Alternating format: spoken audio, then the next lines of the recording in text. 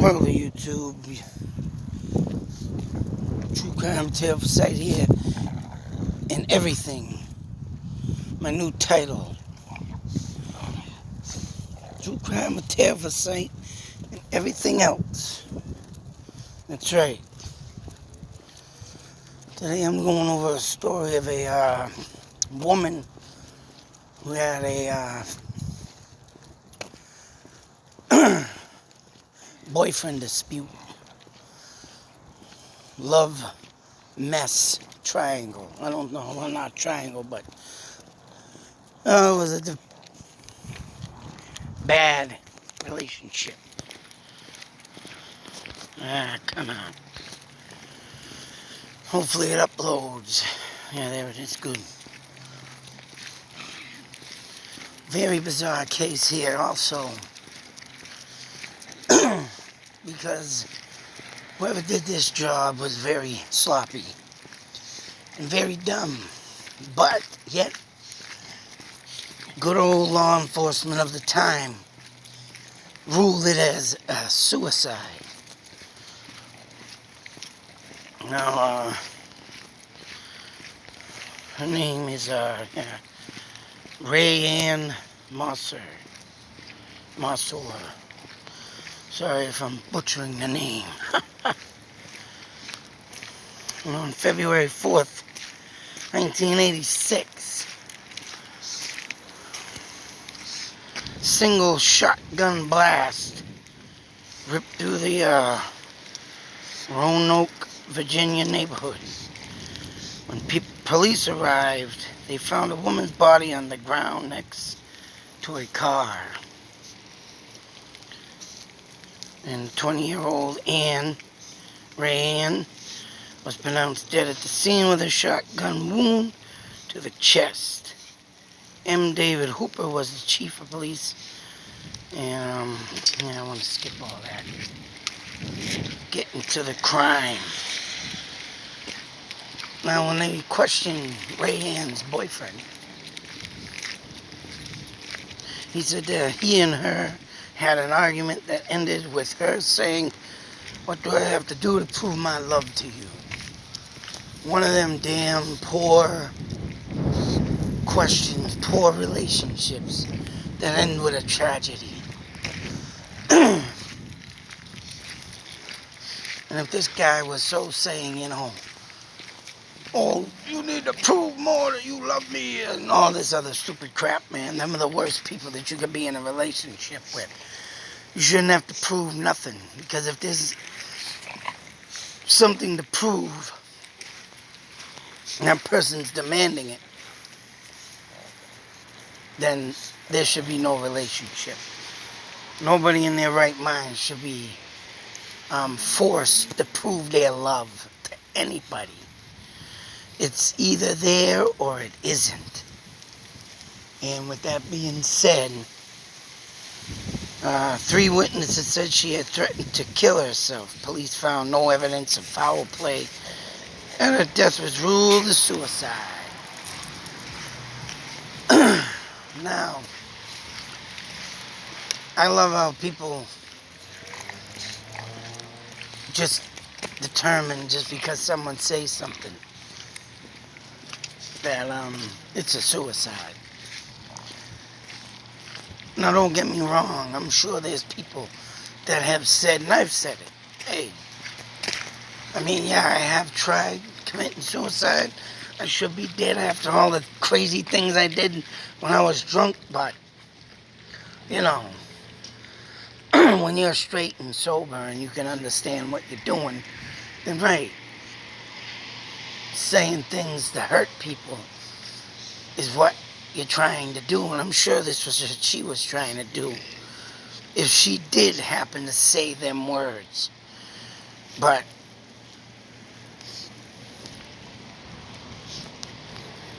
as you can see, the 3 witnesses are the ones that heard the suicide. And due to the fact of the circumstances of the case now, one would not think suicide. because we're just gonna cut right into the evidence, folks. And as you can see, a car with a shotgun, mind you, a very long shotgun. Take a damn good look at that shotgun. Because the shotgun wound was in her chest. So for anybody to have had put a shotgun, which the barrel was measured at 36 inches, I believe the mother said. And there's a picture, 36 inches to the trigger. And the mother of this daughter said she took a broom and measured 36 inches and did a reenactment to see if she could, or even have been able to pull that trigger into her chest. Now that you see the gun there is right, and you take the, say so, if she could have reached the trigger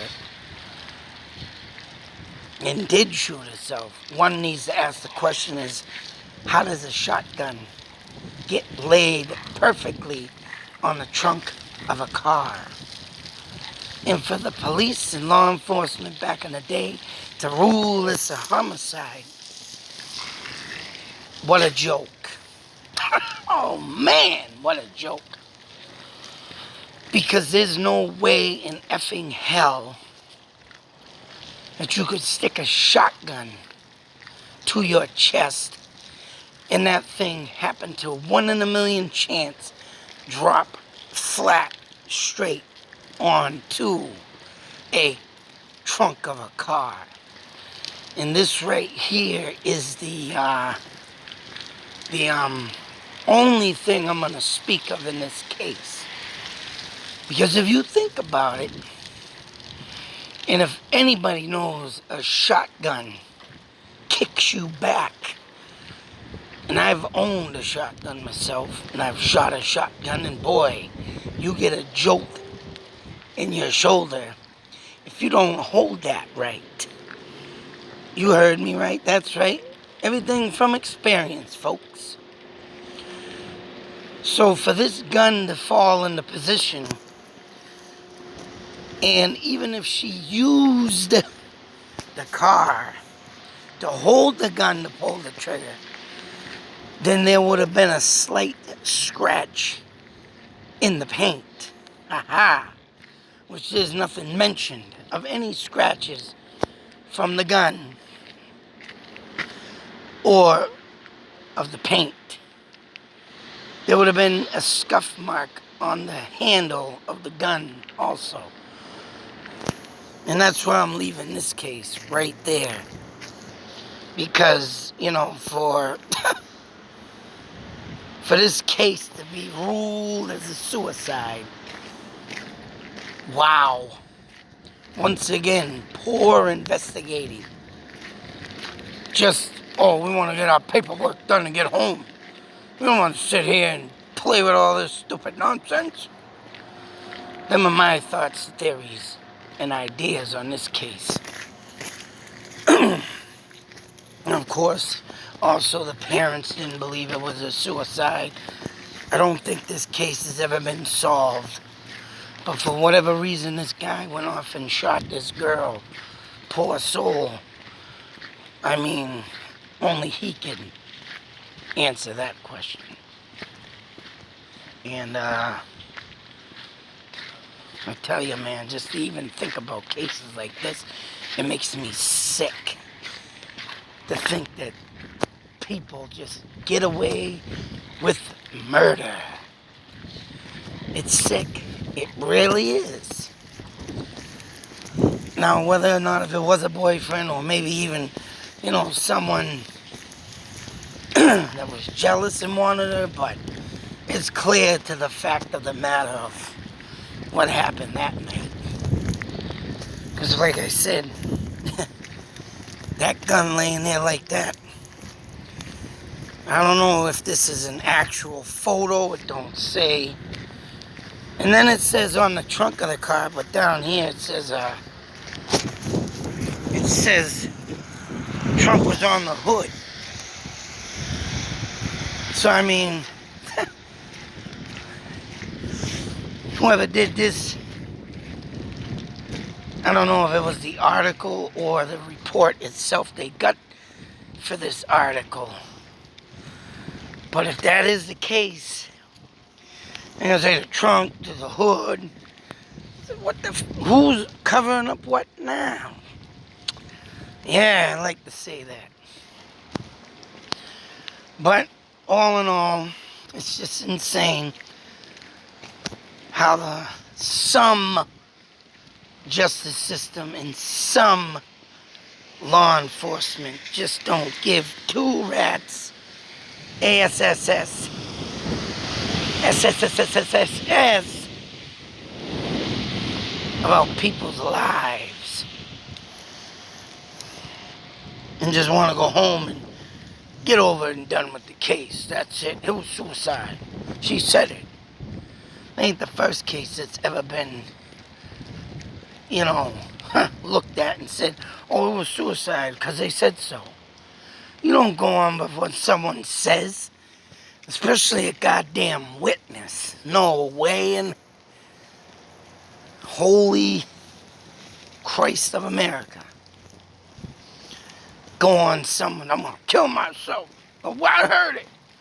You don't go on. Sometimes you can't go on a witness's testimony.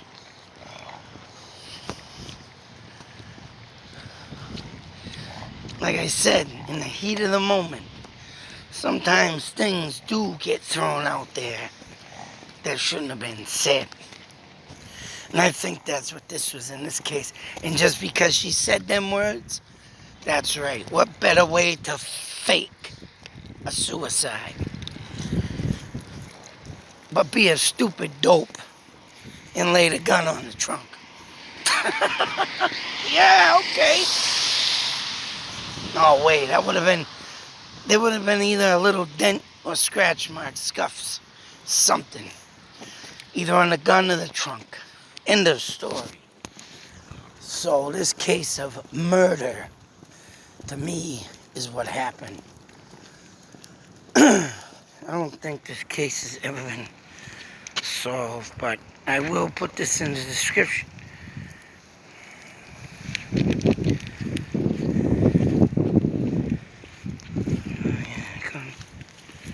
Declined to be interviewed for this story. How interesting is that? Declined to be interviewed, huh? Because they know that someone messed up. Didn't do a thorough investigation, that's what I think. Till that next video, be safe, take care. Always beware. You don't know what's going to happen in the light of day, people. Or the night of the living dead coming alive.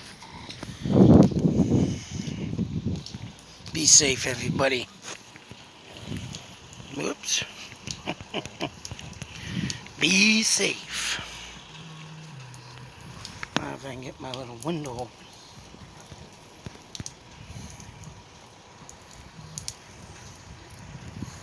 And once again, be safe. Phone's ticking.